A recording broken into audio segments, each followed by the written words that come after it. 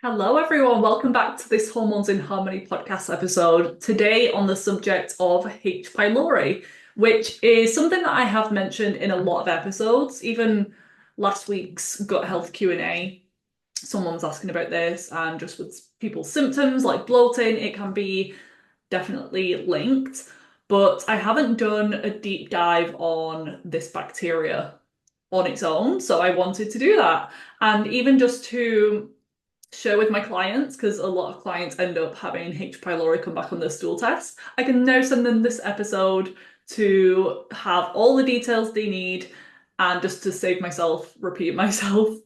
And I did also want to do this episode to make you aware of it. It was something that in the early years of my healthcare training, I didn't really hear about it too much, or it might have been mentioned here and there, but I actually think it's a big driver of a lot of different symptoms, or at least a contributing factor. It might not be the cause, but it could be involved in some way of so many symptoms and conditions. So this episode you might want to come back to, you might want to send it to a friend or a loved one if they are struggling with some of these symptoms because it could be involved. I will be sharing the symptoms that are the most common. And if you were to Google, this is probably what you're going to see. But there are other lesser known symptoms that I see all the time with my clients after testing. And I'm going to share how to test, my favorite one, what the conventional versus holistic approach is. And you'd be surprised to hear that sometimes the conventional approach can be preferred and it can be more important. And I will also share some of my favorite supplements that I use with clients that are really effective, the dietary and lifestyle factors to work on if you are diagnosed or have a lot of the symptoms and just really suspect it. But disclaimer, this is not medical advice, and please work with a practitioner if you do suspect or know that you have H. pylori, because it is important to get it addressed if you're symptomatic, as it can be linked to things like stomach cancer, and ulcers if you leave it for long periods of time or it's a particularly aggressive strain. So just as a little overview, if you have no idea what I'm talking about, you're like, what the hell is H. pylori? Its fancy name, its long name is Helicobacter pylori, but I'm just going to say H. pylori from here on out.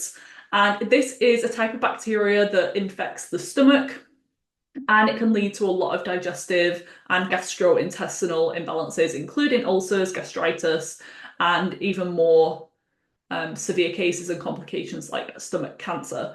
It is a corkscrew-shaped bacteria, and it works by burrowing itself into the stomach lining, causing damage to the stomach lining, causing inflammation, and it also causes problems because it reduces stomach acid production and it creates more of an alkaline environment. And this isn't an exact fact, but I describe it as making your stomach acid more like apple cider vinegar, like diluted apple cider vinegar, as opposed to like battery acid, like it should be. The pH of your stomach acid should be between 1 and 2, which is extremely acidic. If you were to get it on your hand, it would burn through to the bone. But yeah, it dilutes it makes it more alkaline, and then that's just going to have such a knock-on effect on the rest of your gut because that is where we digest our food. It is one of our first lines of defense as well. So when we eat food from wherever it's from, even healthy food from the soil, it can be contaminated with pathogens and parasites and bacteria. And that stomach acid should be what protects us. It kills it off. So if we have weak levels, then we end up with more risk of food poisoning, parasite infections. The stomach acid should also disinfect the gut. It should trigger bile release, which further disinfects the small intestine. So when we have H. pylori, it can just have such a knock-on effect on the rest of the gut, including the motility slowing down, and it can lead to SIBO, small intestine bacterial overgrowth, fungal overgrowth, and it just affects the overall microbiome and environment because your stomach is one of the first triggers of digestion. Your mouth and your brain and thinking about food and saliva and chewing are some of the first ones, but the pH of the stomach then has a knock-on effect on your bile flow and then the motility of your small intestine and therefore your large intestine and pancreatic enzymes. So it's like an orchestra. If one instrument is off, it's just going to throw the other ones off. And the stomach believe it or not, is a really important place. And it is quite a common bacteria. It's believed to affect around 50% of people in developed countries like the UK, like the US, and then about up to 80% of people in undeveloped countries. But not everyone who has this infection has symptoms. Some people are completely fine, whereas some people are really struggling with it. So again, it's not always the bacteria that's the problem, it's other factors in someone's health, it's the rest of the microbiome. It can also be the virulence, it's called, of H. pylori. Sometimes some strains are a little bit more pathogenic than others, so there's a lot of factors that go into it. But for the longest time, doctors thought that gastric ulcers and gastritis were just caused from things like stress and spicy foods. But in the 80s, two doctors observed that signs of inflammation were always present in the gastric mucosal lining close to where they saw this particular bacteria. So they put two and two together, oh, like this must be involved in it. And they were dismissed for the longest time. This usually happens in things like healthcare and when people have different opinions than the norm. But then they decided to infect themselves. So they like drank H. pylori and they both developed symptoms of gastritis. So that was just so obvious, and that led to the hypotheses being proven, and they eventually went on to win the 2005 Nobel Prize for Physiology and Medicine. So it took a good few decades, but it has been proven now, and it's widely known worldwide that H. pylori causes more than 90% of duodenal, yes. So it's the first part of the small intestine, and up to 80% of gastric ulcers, stomach ulcers. The remaining ulcers can usually be as a result of pain medications like non-steroidal anti-inflammatory drugs, ibuprofen, aspirin, etc. So let's get on to symptoms. The common classic symptoms of H. pylori that your doctor is more likely to recognize and do further testing on, although a lot of people have these, go to the doctor and they still don't get tested, but let's not get onto that. The more classic symptoms are things like abdominal pain, especially if it's in the upper stomach. So just around your sternum and above the belly button. If it's a little bit lower, it's less likely to be from H. pylori, but it could be linked to the imbalances that H. pylori has caused in the overall gut microbiome.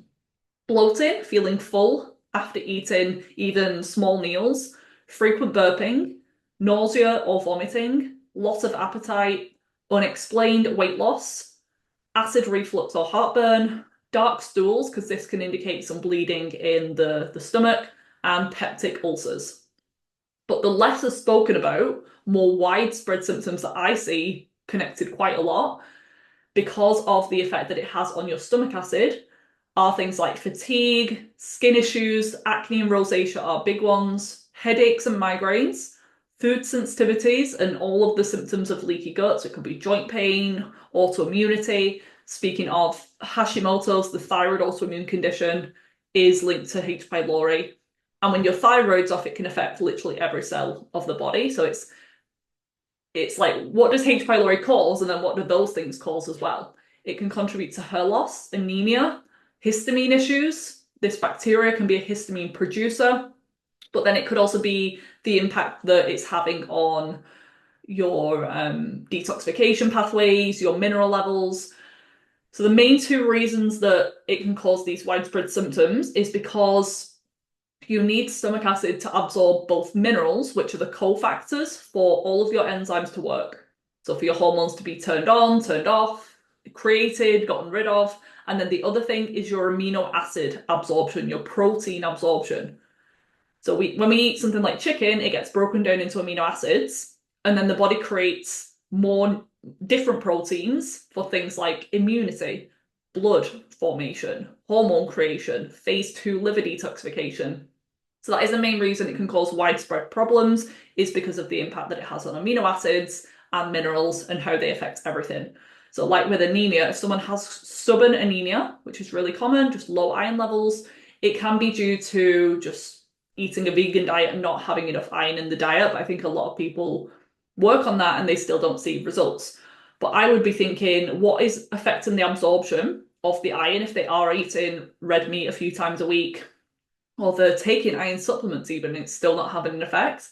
It can be because you have low stomach acid and you're not able to absorb the amino acids that you need for hemoglobin or blood cell formation, and the minerals like iron and copper that you need for hemoglobin and blood cell formation as well. So it's a common symptom, anemia, and then think of how many symptoms that can cause. Fatigue, hair loss, feeling cold, exercise, exhaustion.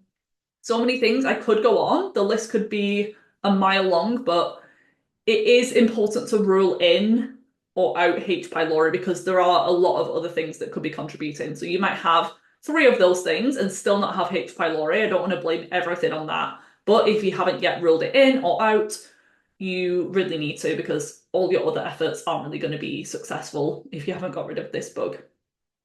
And it could be that it takes a while to actually show up on testing. I see this quite commonly. So speaking of testing, my favorite, and I think the most accurate, is a PCR stool test.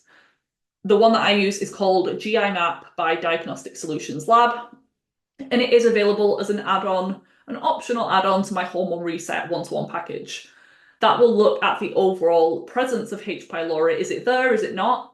And if it is there, is it super elevated? Is it mildly elevated? That's going to tell me maybe how long we need to be on treatment for. It's going to help us to show any progress that we're making with our treatment, if it is actually coming down the scale. And it also shows these virulence factors that I mentioned earlier, which can make it more pathogenic. And these strains of H. pylori can be more linked than others to things like gastric cancers. There are some clients who work with me and they're in optimal health. Like, they're feeling pretty good. They are just working with me because they want to feel even better and they want to work on longevity or reduction of disease risk. And if the stool test came back with H. pylori present and they honestly didn't struggle with any of those symptoms and they felt overall healthy, I would probably just leave it alone. I wouldn't do any treatment because it isn't causing a problem. And because it is so common, 50% of people are affected, it can just live in harmony and live in a healthy microbiome, in a healthy person, and not cause any issues. So maybe trying to get rid of it would just be a waste of money and it wouldn't really provide any extra benefits. But I've had it before where someone has a few symptoms of H. pylori and I'm really suspecting it. We do a stool test, but it doesn't show up on the first test. Sometimes the first few tests, they might have other imbalance like parasites, they might have yeast overgrowth, they might have a lot of dysbiosis in general, too many bad bacteria, but the H. pylori isn't showing. And it probably is there, but the way that it burrows deep into the gut lining can mean that it can be very stubborn and very sneaky. It can live deep within the stomach walls, and then as you start healing, the body often heals in layers. A similar thing happens with things like heavy metals on a mineral test. Sometimes the first few mineral tests that you do, HTMAs, that's included in the Hormone Reset package as well, for anyone interested. But on the first few tests, you might not be seeing the full picture as to what's really going on. And then as you get healthier, it might be that 6 months in, you do a stool test, you're feeling better, but then H. pylori shows up.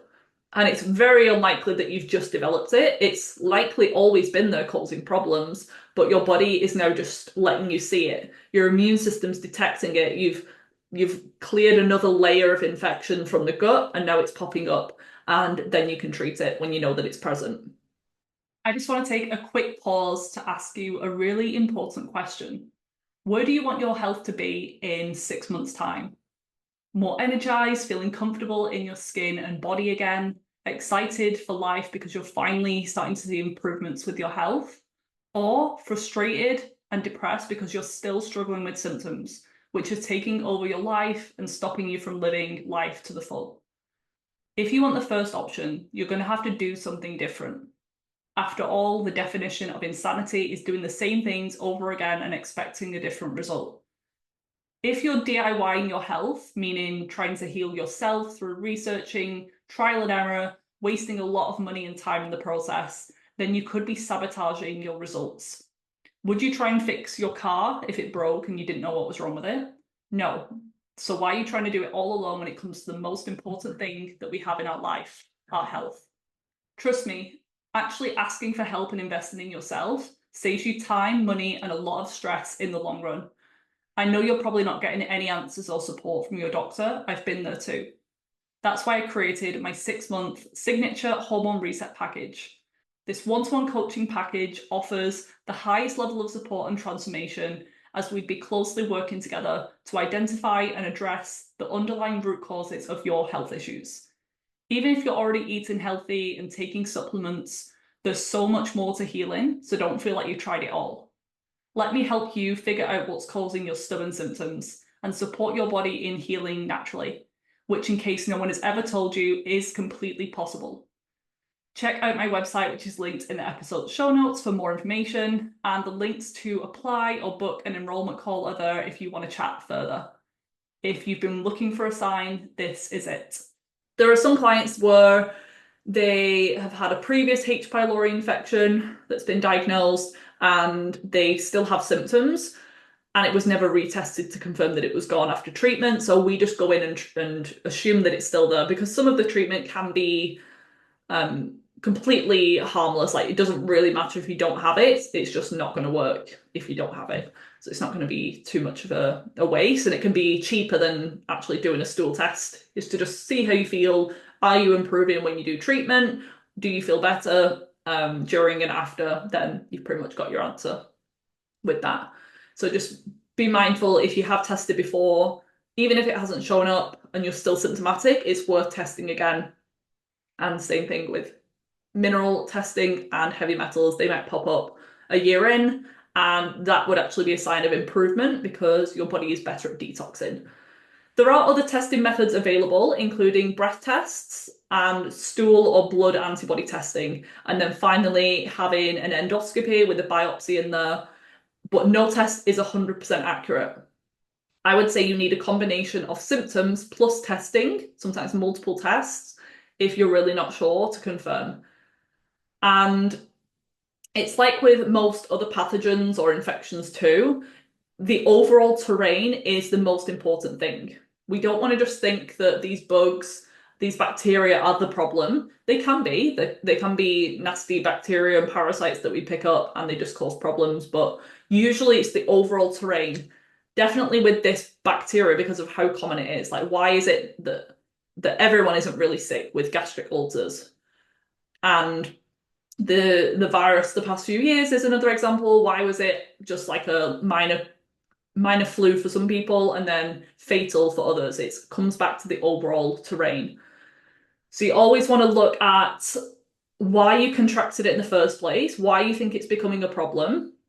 And if you are struggling to get rid of it, don't just keep pounding the antibiotics or the antimicrobial. It can take a while. It is a stubborn bug, so you might want to give it a few months, but don't just keep going. You have to keep taking a step back and looking at your immune system. Is that suppressed because you're majorly stressed all the time? Are you living in mold and that's suppressing your immune system? Do you have a high load of toxins and heavy metals? Because they can feed bacterial imbalances, strengthening them up, so that if you have a high toxic load, you probably need to work on that first too, or at least in conjunction with one another. But I'm going to be sharing more of the holistic approach shortly, but I first do want to mention the conventional approach, which is triple therapy antibiotics. If you have a confirmed H. pylori test, the standard approach is the triple therapy, which is 2 antibiotics plus a stomach acid blocker for 1, ideally 2 weeks. And this is going to be disruptive for the rest of the microbiome, but it can be very effective for some people if the natural remedies don't work. But also if someone has quite a severe case where they have a risk of gastric ulcers or cancer, it probably is best to just get rid of it. So this isn't medical advice. Please work with your practitioner and do what's best for you in your situation. But antibiotics can sometimes be necessary, and that's coming from a holistic health practitioner. There are a subset of people who can more likely, quote, get away with taking the antibiotics, because if you have additional gut overgrowth, SIBO, pathogenic strains of bacteria other than H. pylori, this triple therapy, bring down some of those overgrowths too. But if you're someone who has lower levels of good bacteria, you've been on antibiotics quite a lot, you also have yeast / candida fungal overgrowth, then the triple therapy antibiotics is just going to make that worse. So testing is key, and a full comprehensive stool test like the GI map is going to look at H. pylori plus these other things as well, so that you know if you do end up going ahead with the conventional treatment, you know whether you have already got low levels of bacteria and you're really going to have to work on that, or if your gut's kind of more gonna like reduce the overgrowth with the treatment, and it could kind of help that simultaneously. But remember that antibiotic resistance is also on the rise too. And yeah, you just have to do what's best for you and work with your practitioner. So my natural and holistic approaches when it is relevant. Some people want to start with I think it's always best to start with the holistic approach, unless you have a specific need to go straight for the triple therapy. But they can be quite effective. They can be even more effective. It really just depends on the person. Some people have done the triple therapy multiple times and then they do one round of herbals and it's cleared. And then other people have done all the herbs in the world and it's just not going. And then they do one round of antibiotics and they're feeling amazing. So individual. And I'll start with dietary changes. So a gut-friendly diet, a little bit different for everyone, but there are some known irritants to the stomach lining and the gut and things that promote bacterial overgrowth. So you'd want to avoid as much as possible spicy foods, refined sugars, fried foods, processed foods. I would also add gluten for most people, gluten-free. Sometimes dairy can be a problem as well when the gut is inflamed, but not always. It is best to avoid alcohol, caffeine other than green tea that can actually have some therapeutic effects, smoking because they can all aggravate the stomach lining, focusing on real whole foods that are easy to digest, warm and cooked, especially things like soups, stews, broths, because this takes extra stress off the gut. If our gut's already compromised and then we're going in with these giant salads and big bowls of grains that are just difficult to digest, it's just going to add more stress and pressure to the gut. And in some cases, probiotic-rich foods can work well, but not everyone is going to be tolerant to them. If you have the histamine overload, because the bacteria can produce extra histamine, and then if you've already got additional histamine from elsewhere, or you're not breaking down histamine properly from genetic reasons, these foods might not work well, but you can give them a try. Yogurt, kefir, sauerkraut, and kimchi are the top ones. For supplements, there are clinically proven supplements and herbs that can help with the clearance of H. pylori. You don't need them all, and your functional holistic healthcare practitioner can create a plan for you based on your symptoms, based on your level of H. pylori, and any other imbalances or conditions that you have alongside. Before I get into them though, you want to make sure that with all gut infections, you're doing it as holistically as possible and making sure that your body is in the right state of health before going in with an intense protocol, because that can backfire otherwise. You want to make sure that your detox and drainage pathways are open. You want to make sure that your nervous system is more regulated. If you're super stressed, if you're not sleeping, if you've got a really hectic few months at work, it might not be the right time to do this treatment. And the final problem that I see is people just using poor quality supplements. They're on the right track, they're researching and they know what to take, but they're just choosing crappy supplements that aren't going to give them the quality, but also the doses that they need as well. So you need therapeutic doses, and I'm not going to share what they are or any specific products today because you need this bio-individualized plan. But yeah, you want to make sure that you are doing it well if you're going to be spending your money. I love to use, as one of my top treatment, there's a few different ones because this one's not available to everyone across the world. There's a product called H. pylori, and it's a special 5-day protocol that is quite effective, and it's worked in people that antibiotics hasn't worked for. And this works by changing the stomach's pH so that the H. pylori doesn't want to inhabit there anymore. And a special probiotic called L-reuteri can be used alongside. And this has just been shown to be really effective. And for most people, it's very gentle. but I have had a few people who have just a exaggerated response and they get a huge detox reaction to something like this, and then they're absolutely fine with like a parasite cleanse where we're going harder with different products. So yeah, can't say for everyone. But these are like binder sachets, and it involves a little bit of fasting. It involves like a 5-day little protocol where you reduce your protein intake as well. So yeah, a practitioner can help guide you through that if they're trained. And then a few other common products that I use, sometimes other probiotics like Lactobacillus, Bifidobacterium, Megaspore probiotic. I also love Matula tea, mastic gum. Mastic gum is derived from the mastic tree. It's a tree resin, and it's just been used for probably thousands of years to help. And then the last one is DGL licorice.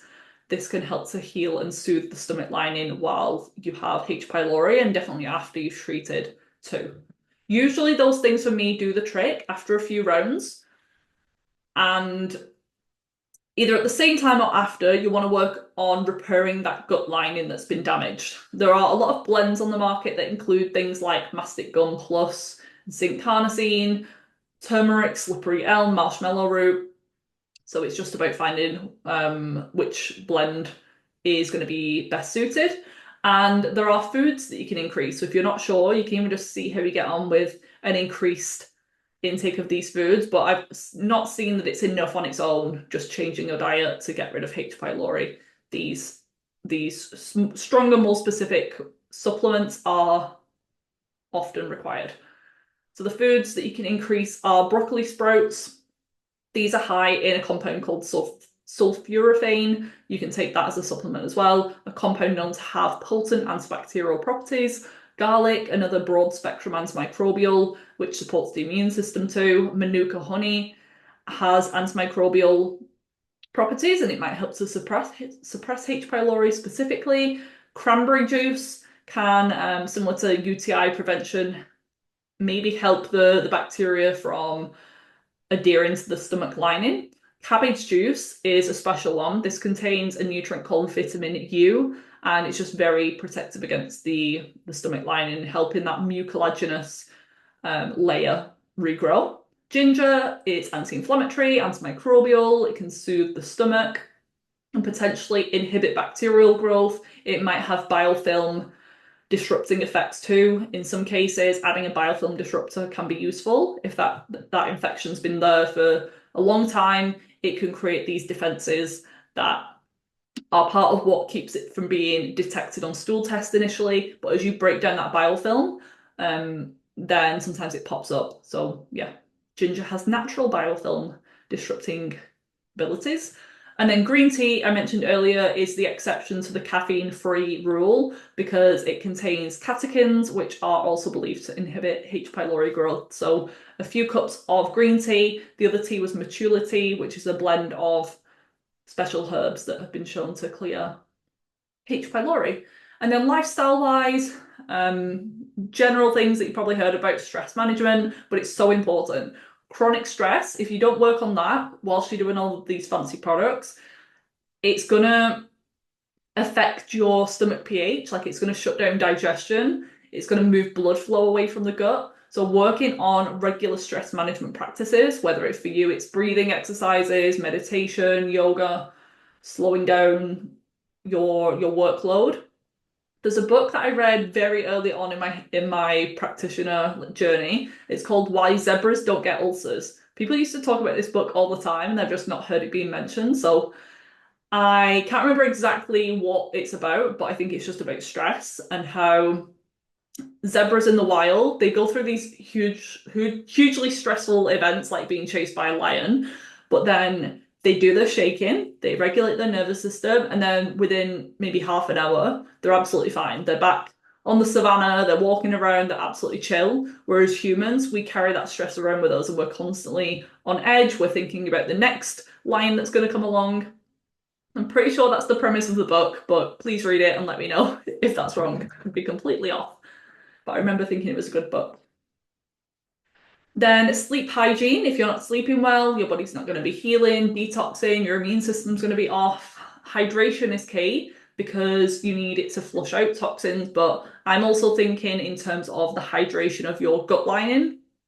If it's dehydrated, if it's damaged, it's more likely to get infected. If you think of dry, cracked skin as opposed to healthy, plump, hydrated skin, which of those do you think is going to get more likely infected after a cut? The dehydrated one.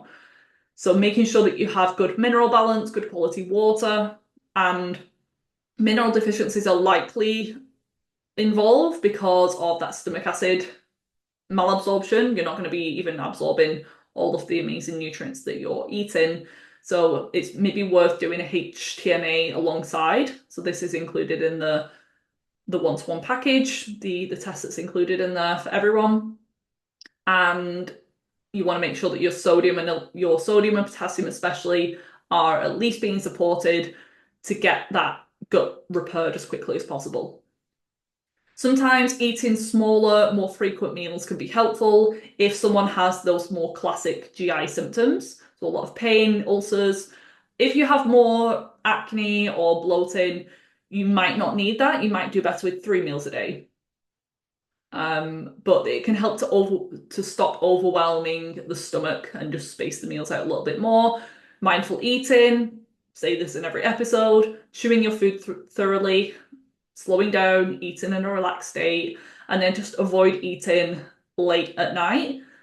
If you can stop eating around 3 hours before bed, that would be great, but some people do benefit from an evening snack if they have sleep issues or a lot of adrenal issues, or you're doing that frequent eating thing. It might not be possible. But if you have a big meal at 8 o'clock and then go to bed at 10, if your stomach acidity isn't functioning properly, that food's still going to be sat there, and then as you lie down, you'll probably get acid reflux or discomfort from that.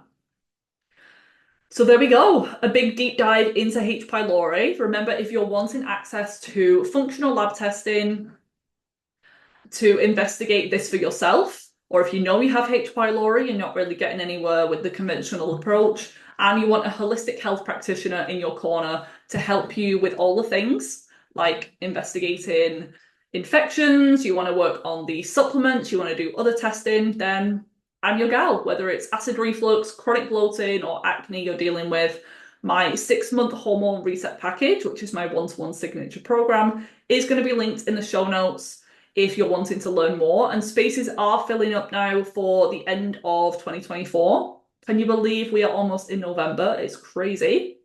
But please reach out with any questions that you have, and you can apply to work with me through the form on my website, or you can book a 30-minute enrollment call with me to chat further.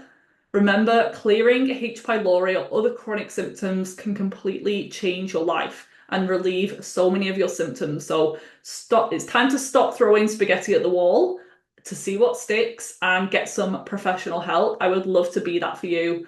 Have a great week, and thank you so much for listening. I really hope you enjoyed this episode. If you did, I would love for you to leave me a rating and review on your podcast app, as this helps to support the show and it allows it to reach more people with this valuable information. Come and say hi over on Instagram. I'm at Viva Natural Health. And if you haven't already, check out my website, vivanaturalhealth.co.uk, for tons more free resources and to discover how I could support you further. I currently offer one-on-one consultation packages if you want my top level support, then more affordable group programs and self-paced online courses. So there really is something for everyone.